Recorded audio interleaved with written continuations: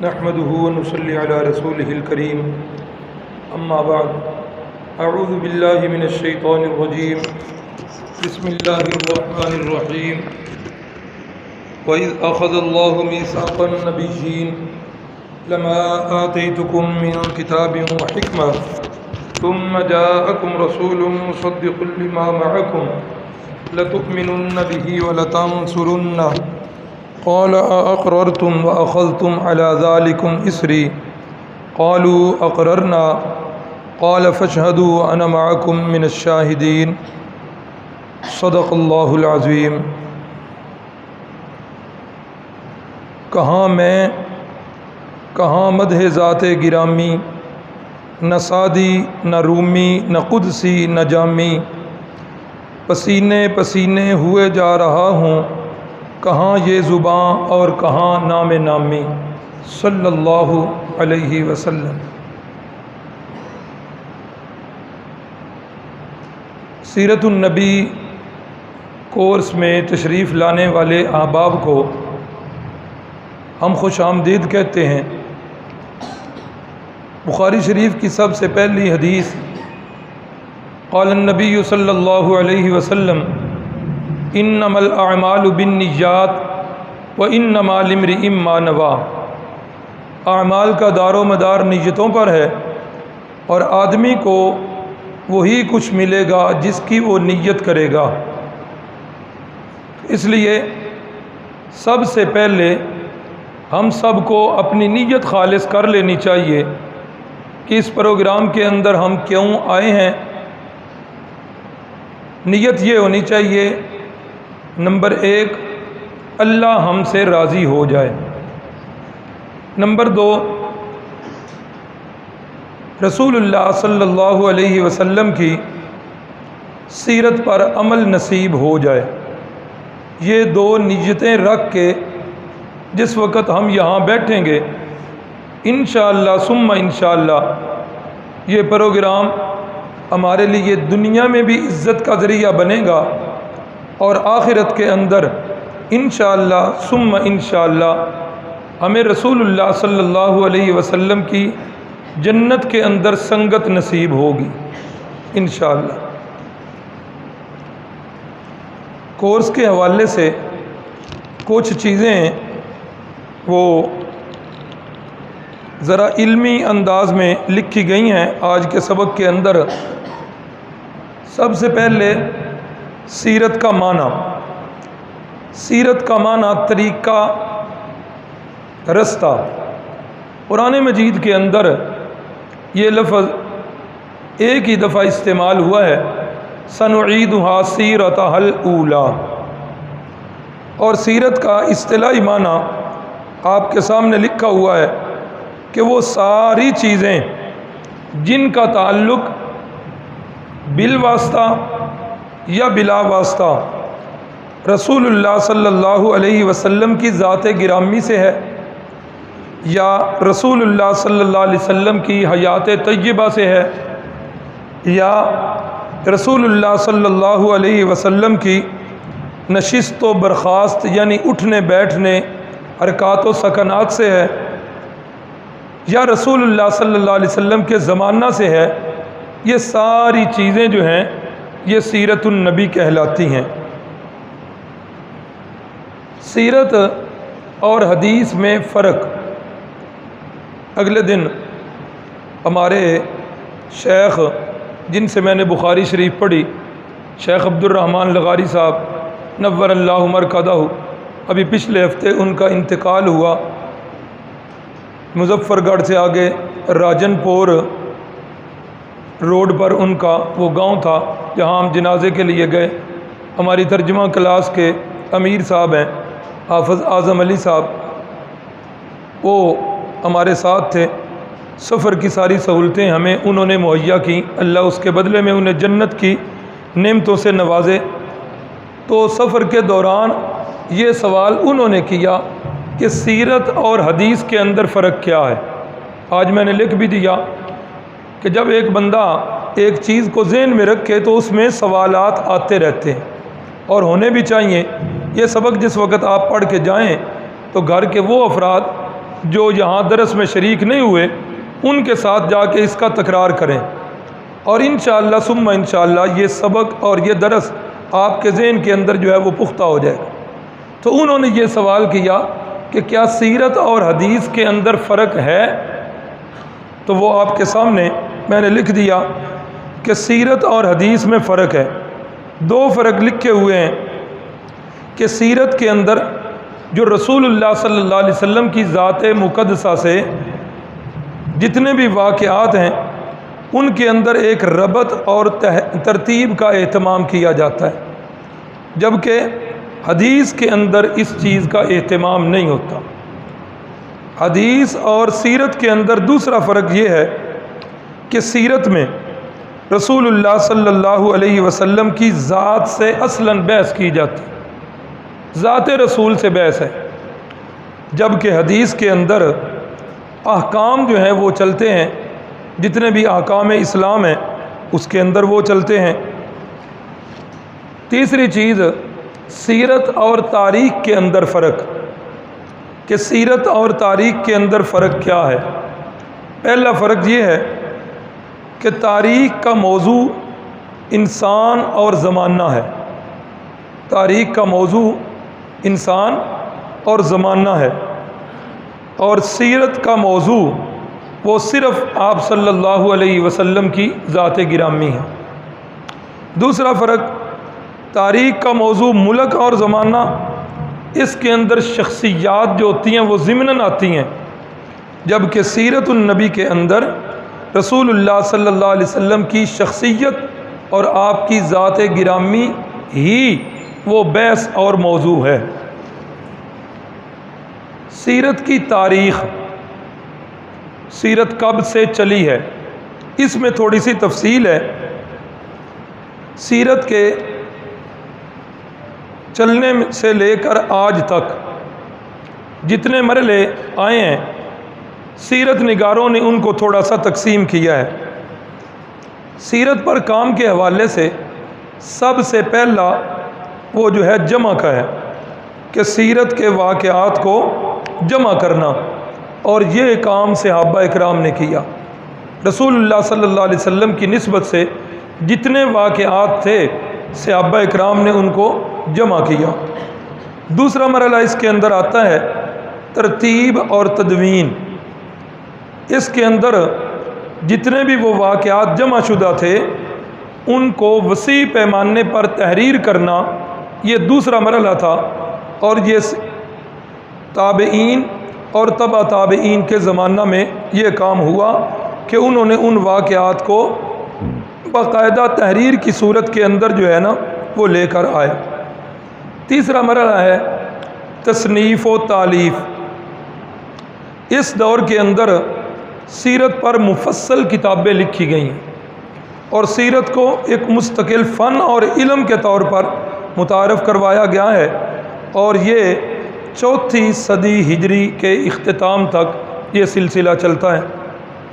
اسی طریقے سے سیرت کا تدوین کا یا سیرت کی تاریخ کا پانچواں مرحلہ چوتھا مرحلہ کہ اس کے اندر مصنفین نے یہ طے کیا کہ سیرت کے جتنے واقعات ہیں ان سب کو اکٹھا کیا جائے اور ان کو اکٹھا کر کے ایک ہی کتاب کے اندر ان کو اس طرح ترتیب دیا جائے، اس طرح لکھا جائے کہ جو اس کتاب کو پڑھے وہ چشم تصور کے اندر ایسے ہو جیسے رسول اللہ صلی اللہ علیہ وسلم کے زمانے میں وہ چل رہا ہے۔ یہ استیعاب والا سلسلہ یہ تقریباً 6 صدی تک سیرت نگاروں نے لکھا کہ اختتام تک یہ سلسلہ چلا ہے۔ پانچواں سلسلہ سیرت کے ذیلی موضوعات، ان کی مستقل جو ہے وہ تحقیق۔ اس دور کے اندر سیرت کے ذیلی موضوعات پر الگ الگ تحقیق کر کے ہر موضوع پر مستقل کتابیں لکھی گئیں۔ یہ دور جو ہے 7ویں صدی ہجری سے 19ویں صدی ہجری تک شمار کیا جاتا ہے۔ تاریخ کا 6واں حصہ تجدید سیرت لکھا ہوا ہے آپ کے سامنے۔ تجدید سیرت کے اندر یہ ہے کہ جس وقت سیرت النبی صلی اللہ علیہ وسلم پر مستقل کتابیں لکھی گئی، ہر عنوان پر ایک مستقل کتاب لکھی گئی، وہ کتابیں جو ہیں غیر مسلموں نے پڑھیں، غیر مسلموں نے وہ کتابیں پڑھ کر رسول اللہ صلی اللہ علیہ وسلم پر اعتراضات کیے۔ مسلم مورخین نے اور مسلم سیرت نگاروں نے ان اعتراضات کے جوابات دیے، اور اس وقت سے یہ سلسلہ چلتا آ رہا ہے 19ویں صدی سے، اور یہ سلسلہ تاحال جاری ہے، اور انشاءاللہ یہ قیامت تک چلتا رہے۔ کوئی بندہ بھی سیرت النبی سے متعلق کوئی اعتراض کرے گا رسول اللہ صلی اللہ علیہ وسلم کی ذات گرامی پر، تو اسلامی سکالر اور اسلامی مورخین وہ الحمدللہ اس کا جواب دیں گے۔ استاد بھی ہیں اور چچا جان بھی ہیں، وہ بیٹھے ہوئے ہیں، میں ان سے گزارش کروں گا کہ وہ ادھر آگے آ جائیں۔ چچا ادھر ٹیک لگا لیں، اندر سے بھائی تکیہ لے آئیں، اندر دفتر سے تکیہ لے آئیں۔ یہ ہمارے والد صاحب کے ابتدائی شاگردوں میں سے بھی ہیں، اور یہ میرے استاذ محترم ہیں، بڑی انہوں نے حفظ کے زمانے میں ہمارے اوپر محنت کی ہوئی ہے تکیہ آج اندر۔ اللہ تعالیٰ ان کو صحت والی زندگی عطا فرمائے۔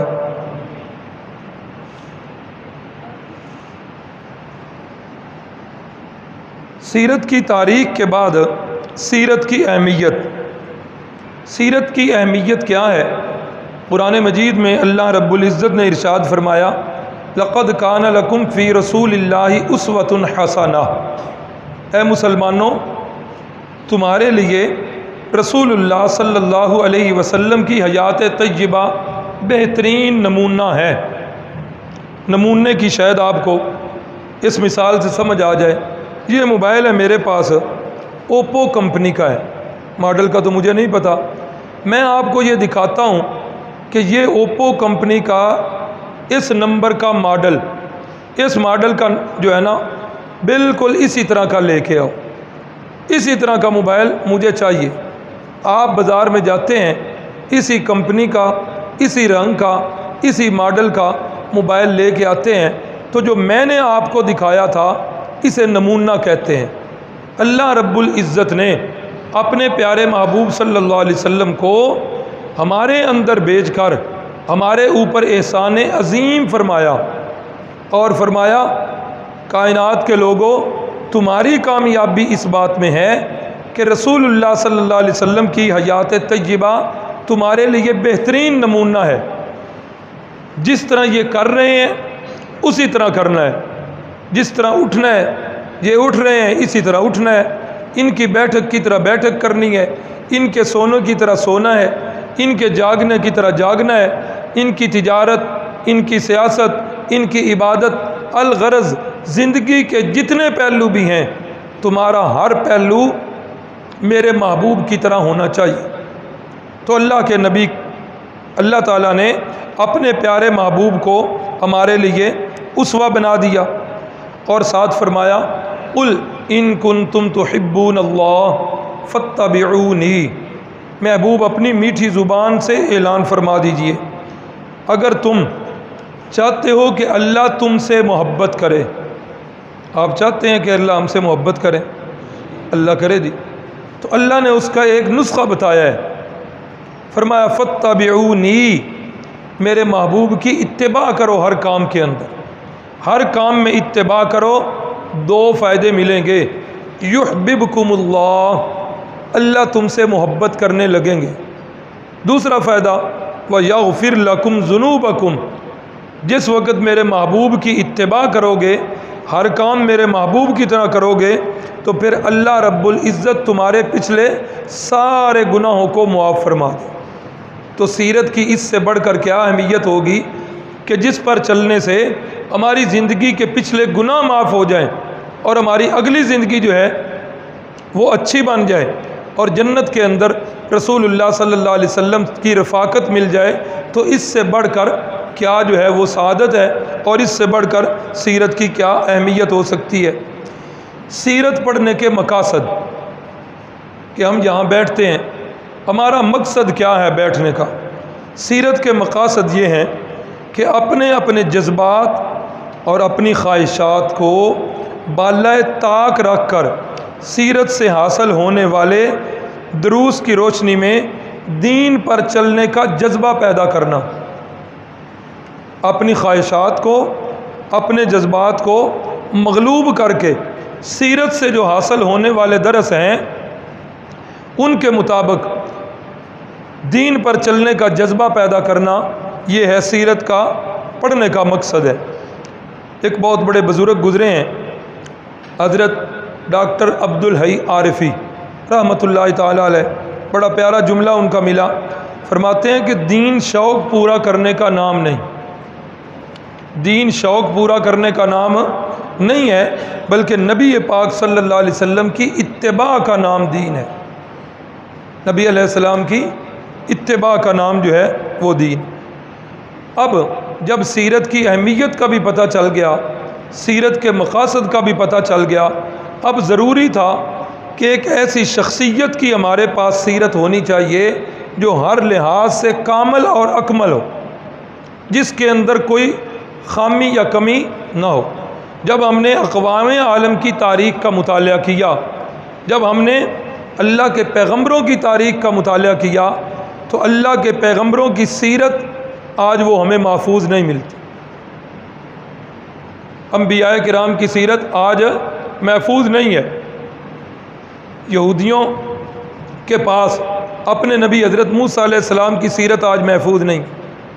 عیسائیوں کے پاس آج جو سیرت ہے نا، انہوں نے بھی قرآن مجید سے لی ہے۔ قرآن مجید نے حضرت سیدنا عیسیٰ علیہ السلام، ان کی والدہ، ان کی نانی اماں، یہ پورا خاندان جو ہے، ایک سورت قرآن مجید کی جو تیسری سورت ہے، سورہ آل عمران۔ آل عمران کون ہے؟ یہ حضرت عیسیٰ علیہ السلام کے ننیالی خاندان کے لوگ ہیں۔ اللہ رب العزت نے بڑی تفصیل کے ساتھ حضرت عیسیٰ علیہ السلام کا تذکرہ کیا، اور سورت کے اندر ان کی والدہ ماجدہ کا تذکرہ کیا۔ عیسائیوں کے پاس آج اپنے نبی کی جو سیرت محفوظ ہے، انہوں نے بھی قرآن مجید سے لی۔ تمام انبیاء میں صرف ہمارے نبی پاک صلی اللہ علیہ وسلم وہ شخصیت ہیں جن کی سیرت آج بھی محفوظ ہے، جن کی سیرت آج بھی محفوظ ہے۔ اقوال وہ تو صحابہ اکرام نے بڑی جان فشانی سے ان کو جو ہے نا وہ محفوظ کی ہے، بڑی جان فشانی سے، لیکن اقوال کے ساتھ ساتھ آپ کے افعال، آپ کی حرکات و سکنات، ان چیزوں کا بھی صحابہ اکرام نے بڑا اہتمام کیا ہے۔ مثلا رسول اللہ صلی اللہ علیہ وسلم نے جس وقت یہ حدیث مبارکہ بیان کی ہے، اس وقت آپ ٹیک لگائے ہوئے تھے، صحابی بیان کرتے ہیں۔ پھر ٹیک جو ہے وہ دائیں کونی پر تھی یا بائیں کونی پر تھی، اس وقت آپ کی حالت کیا تھی؟ اس وقت آپ ہنس رہے تھے، تبسم فرما رہے تھے۔ حدیث کی مختلف اقسام ہیں، چونکہ موضوع حدیث نہیں لیکن تھوڑی سی دلچسپی کے لیے بتانے لگا ہوں۔ حدیث کی اقسام کے اندر حدیث کا ایک قسم آتی ہے جسے مسلسلات کہتے ہیں۔ مسلسلات کا مطلب کہ جس وقت رسول اللہ صلی اللہ علیہ وسلم نے یہ حدیث بیان کی، مثلا ایک حدیث ہے مسلسل بالضحک، تبسم فرماتے ہوئے حدیث بیان کرنا، آ جائے گا ضمناً اس بات کا بھی تذکرہ کہ رسول اللہ صلی اللہ علیہ وسلم نے جب وہ حدیث طیبہ بیان کی ہے تو مسکراتے ہوئے بیان کی۔ آگے سننے والے صحابی جو ہیں انہوں نے وہ حدیث بیان کی، اسی طرح مسکراتے ہوئے بیان کی۔ آگے ان کے شاگرد نے جس وقت وہ حدیث بیان کی، وہ بھی مسکراتے ہوئے بیان کی۔ وہ آج تک سلسلہ جب چل رہا ہے، آج بھی وہ شیخ الحدیث، وہ استاد حدیث اپنی مسند حدیث پہ بیٹھ کر جب حدیث بیان کرتے ہیں تو اس وقت وہ مسکرا کے حدیث کو بیان کرتے ہیں، یعنی اللہ کے نبی کے اقوال کو تو محفوظ کیا ہی کیا، لیکن آپ کے افعال کو بھی صحابہ نے محفوظ کیا۔ ایک حدیث آتی ہے مسلسل بالید، ید کا معنی ہاتھ، رحمت کائنات صلی اللہ علیہ وسلم حدیث بیان کر رہے ہیں اور صحابی کا ہاتھ آپ کے ہاتھ مبارک کے اندر ہے اور حدیث بیان ہو رہی ہے۔ اب جس وقت یہ حدیث بیان ہوئی، آگے صحابی جب تابعی کو بیان کرتے ہیں ان کا ہاتھ پکڑ کے بیان کرتے ہیں، اب تابعی جب تبع تابعی کو بیان کرتے ہیں، وہاں سے یہ سلسلہ چلا اور آج تک حدیث کے استاد جب وہ حدیث پڑھاتے ہیں تو شاگرد کا ہاتھ اپنے ہاتھ کے اندر لے کر اس حدیث کو بیان کرتے ہیں۔ تو اقوال تو محفوظ ہوئے ہی ہوئے، لیکن آپ کے افعال کو، آپ کی حرکات و سکنات کو صحابہ اکرام نے محفوظ کیا۔ تو عرض یہ کر رہا تھا کہ سیرت ایک ایسے بندے کی ہو جو کامل اور اکمل ہو، اور کامل اور اکمل سیرت اس وقت صرف اور صرف ہمارے نبی پاک صلی اللہ علیہ وسلم، جیسے پہلے برادر محترم بیان فرما رہے تھے حضرت عیسیٰ علیہ السلام کی سیرت، حضرت عیسیٰ علیہ السلام کی جتنی بھی سیرت ملتی ہے آپ حضرات نے بھی سنی ہوئی ہے۔ حضرت عیسیٰ علیہ السلام اپنی زندگی جتنی انہوں نے یہاں دنیا میں گزاری، اب تو چوتھے آسمان پر زندہ ہیں، قیامت کے قریب وہ تشریف لائیں گے، دنیا میں جتنی زندگی انہوں نے گزاری اس کے اندر انہوں نے حکمرانی کی ہے؟ سوال ہے، حاکم بنے؟ نہیں بنے۔ حضرت عیسیٰ علیہ السلام حاکم نہیں بنے۔ آج ایک حکمران، عیسائی حاکم، اگر اپنے نبی کی سیرت کو اپنائے اور وہ کہے کہ میں اپنے نبی کی سیرت سے حاکمیت والا پہلو نکال کے اس پہ عمل کرنا چاہتا ہوں تو کیا وہ کر سکے گا؟ کامل نہیں ہے۔ حضرت عیسیٰ علیہ السلام نے شادی نہیں کی تھی جیسے بھی بیان کر رہے، آج ایک عیسائی اپنے نبی کی سیرت کے مطابق شادی کرنا چاہے کر سکے گا؟ نہیں کرے گا۔ کیوں؟ اس لیے کہ حضرت عیسیٰ علیہ السلام نے شادی، کامل اور اکمل سیرت جو ہے وہ میرے اور آپ کے نبی حضرت محمد مصطفیٰ صلی اللہ علیہ وسلم کی سیرت کامل اور اکمل ہے۔ کامل اور اکمل اس لیے بھی کہ آپ کی سیرت کے ماخذ دو ہیں، ایک سیرت کا ماخذ کتاب اللہ اور دوسرا حدیث رسول اللہ، اور یہ دونوں ماخذ جو ہیں کمال درجے کے محفوظ ہیں۔ کتاب اللہ کیسے محفوظ؟ انا نحن نزلنا الذکر وانا لہ لحافظون، اللہ نے ہی اس کو نازل کیا اور اس کی ایک ایک حرف کی نہیں، زبر زیر کی حفاظت اللہ نے اس کی خود حفاظت فرمائی۔ اور اسی طرح رسول اللہ کی سیرت کا دوسرا ماخذ جو ہے وہ احادیث طیبہ ہیں، اور احادیث طیبہ کا بھی ایک ذخیرہ جس پر عقائد کا دار و مدار ہے، وہ ذخیرہ آج بھی اسی طریقے کے ساتھ ہمارے پاس موجود۔ تو یہ سیرت کورس کے ابتدائی باتیں تھیں جو آپ حضرات کے گوش گزار کی ہیں۔ سیرت کا تذکرہ شروع کرنے سے پہلے یہ نقشہ جو لکھا ہوا ہے ہمارے رسول اللہ صلی اللہ علیہ وسلم کے جد امجد سیدنا ابراہیم خلیل اللہ ہیں۔ سیدنا ابراہیم خلیل اللہ جو ہیں ان کے دو بیٹے، ایک بیٹے کا نام حضرت اسحاق اور دوسرے بیٹے کا نام حضرت اسماعیل۔ حضرت اسحاق جو بیٹے ہیں ان کی نسل سے آگے انبیاء جو چلے، حضرت ابراہیم اللہ کے نبی، ان کے بیٹے حضرت اسحاق اللہ کے نبی، ان کے بیٹے حضرت یعقوب اللہ کے نبی، ان کے بیٹے حضرت یوسف اللہ کے نبی، اور یہ انبیاء بنی اسرائیل کا سلسلہ چلا اور چلتے چلتے 4000 کے قریب انبیاء کرام ان کی نسل سے چلے۔ چلتے چلتے خاندان بنو اسحاق میں سب سے آخری نبی جو ہیں وہ سیدنا عیسیٰ علیہ السلام، سب سے آخری حضرت اسحاق، اور ان کے بیٹے حضرت یعقوب۔ حضرت یعقوب کا ہی دوسرا نام ہے اسرائیل، اور ان کی جو آگے اولاد چلی اس کو کیا کہتے ہیں؟ بنی اسرائیل۔ بنی اسرائیل، اسرائیل کی اولاد، قرآن مجید میں بھی پہلے پارے میں یا بنی اسرائیل، اس کا بھی معنی مفسرین یہی لکھتے ہیں، اے یعقوب علیہ السلام کی اولاد۔ دلچسپی کے لیے چونکہ یہ ایک حصہ ہے، ان کا نام اسرائیل کیسے ہوا؟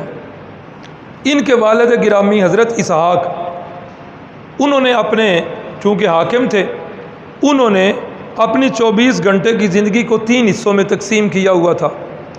8 گھنٹے جو ہیں وہ اللہ کی عبادت کے لیے وقف ہیں، 8 گھنٹے رعایا کے لیے وقف ہیں، اور 8 گھنٹے جو ہیں وہ آرام کے لیے اور گھریلو کام کاج کے لیے۔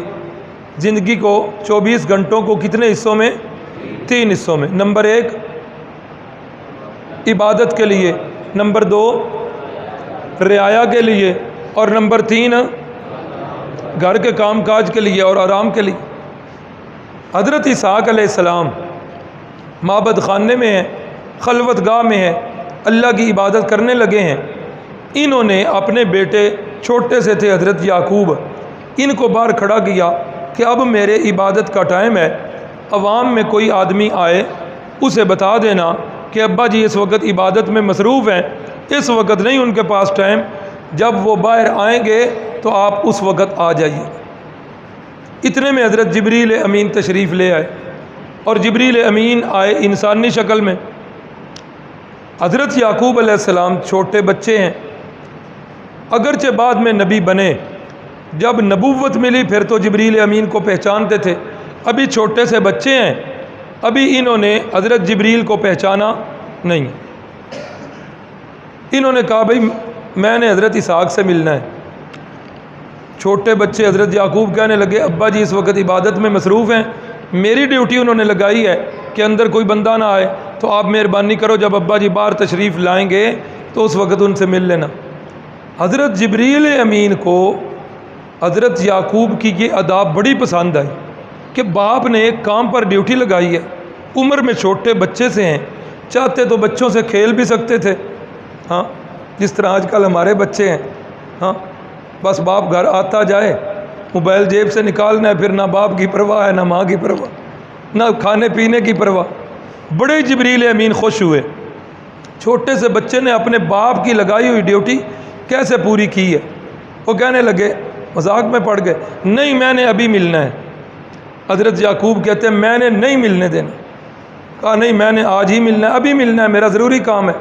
وہ تکرار جب ہوئی نا تو تکرار کی آواز سن کر حضرت سیدنا اسحاق علیہ السلام باہر تشریف لے، انہوں نے دیکھتے ہی پہچان لیا۔ انہوں نے کہا جبریل بچہ ہے، اس نے آپ کو پہچانا نہیں، اس لیے اس نے تکرار کیا ہے۔ حضرت جبریل فرمانے لگے مجھے اس بچے کی ادا یہ بڑی پسند آئی ہے کہ باپ نے جو ڈیوٹی لگائی تھی اس ڈیوٹی کو بڑے اچھے طریقے سے کر رہا ہے، اپنے ہم عمروں کے ساتھ کھیلنا نہیں شروع کیا، کسی اور کام میں نہیں لگا، ہم تن بالکل توجہ کے ساتھ اپنے باپ کی لگائی ہوئی ڈیوٹی پوری کر رہا ہے۔ میں اس بچے سے بڑا خوش ہوا ہوں۔ ایک نام اس بچے کا آپ نے رکھا ہے اسحاق، اور ایک نام اس کا میں نے رکھنا ہے، اور میں نے ہاں یعقوب، جزاک اللہ، ایک نام آپ نے رکھا ہے یعقوب، اور دوسرا نام اس کا میں نے رکھنا ہے، اور میں نے جو نام رکھنا ہے وہ فرشتوں والا نام رکھنا ہے۔ میں نے اس کا نام رکھا ہے اسرائیل۔ اسرائیل غالباً سریانی زبان کا لفظ ہے، اور اس کا معنی ہے عبداللہ۔ اسرائیل اللہ کا بندہ۔ تو حضرت جبریل نے فرشتوں جیسا نام جبریل، میکائیل، اسرافیل، اسرائیل، اس طرح کے جتنے نام تھے ان میں سے ملتا جلتا نام اسرائیل، وہ ان کا نام رکھ دیا کس نے؟ حضرت جبریل علیہ السلام نے۔ تو یہ ان کی نسل سے آگے آپ نے پڑھا ہوا ہے، قرآن مجید کا ذوق رکھنے والے، حضرت یعقوب کے پھر 12 بیٹے ہوئے، انہی سے پھر 12 قبیلے ہوئے، اور انہی 12 قبیلوں کی نسل جو تھی وہ بنی اسرائیل کہلائی، اور 4000 کے قریب انبیاء اسی نسل سے آئے، اور آخری فرد ان کے سیدنا عیسیٰ علیہ السلام ہیں۔ حضرت ابراہیم کے دوسرے بیٹے حضرت سیدنا اسماعیل ہیں۔ ان کی اولاد میں کوئی نبی نہیں آئے سوائے میرے اور آپ کے نبی حضرت محمد مصطفیٰ صلی اللہ علیہ وسلم۔ اور یہ اللہ کی تقسیم ہوتی ہے۔ مورخین نے لکھا ہے سیرت نگاروں نے لکھا ہے کہ رسول اللہ صلی اللہ علیہ وسلم کے 2 نواسے جو ہیں نا، ان کو شہرت ہوئی ہے، حضرت سیدنا حسن رضی اللہ تعالیٰ عنہ اور سیدنا حسین رضی اللہ تعالیٰ عنہ۔ حضرت سیدنا حسین رضی اللہ تعالیٰ عنہ کی نسل سے بے شمار اولیاء اللہ پیدا ہوئے۔ لکھنے والوں نے لکھا، ایک ذوق کی بات ہے، کہ حضرت حسن رضی اللہ تعالیٰ عنہ کی اولاد سے حضرت امام مہدی جو آئیں گے وہ حضرت حسن کی اولاد میں ہوں۔ یہاں بھی ایسے ہوا کہ حضرت اسحاق کی اولاد میں 4000 سے زیادہ انبیاء بنی اسرائیل اور حضرت سیدنا اسماعیل علیہ السلام کی اولاد سے میرے اور آپ کے نبی ہیں۔ حضرت ابراہیم علیہ السلام نے 2 شادیاں کی تھی۔ پہلی شادی کی تھی حضرت سارہ سے اور دوسری شادی کی تھی حضرت ہاجرہ سے، اور حضرت ہاجرہ سے ہی حضرت اسماعیل علیہ السلام کی پیدائش ہوئی ہے۔ پھر وہ آگے ان کا ایک قصہ لمبا، وہ آپ حضرات نے بھی تازہ پچھلے مہینوں کے اندر قربانی کا موضوع وہ آپ سنتے رہے، ادھر جائیں گے تو اپنا موضوع جو ہے نا وہ لمبا نہ ہو جائے۔ تو حضرت اسماعیل علیہ السلام کو بچپن کے اندر اللہ کے حکم سے یہاں جس جگہ اب بیت اللہ ہے، اس جگہ پر حضرت ابراہیم علیہ السلام نے ان کو اور ان کی والدہ کو لا کر یہاں ٹھہرا دیا اور اللہ کی بارگاہ میں دعا کی، ربنا انی اسکنت من ذریتی بواد غیر ذی زرع عند بیتک المحرم، اے میرے اللہ تیرا حکم پاتے ہوئے ایک ایسی وادی جس کے اندر نہ پانی کا ایک قطرہ اور نہ گھاس کا ایک تنکا، کچھ بھی نہیں ہے، اے اللہ تیرا حکم پا کر میں اپنے بال بچوں کو یہاں چھوڑ کر تیرے سپرد کر کے جا رہا ہوں۔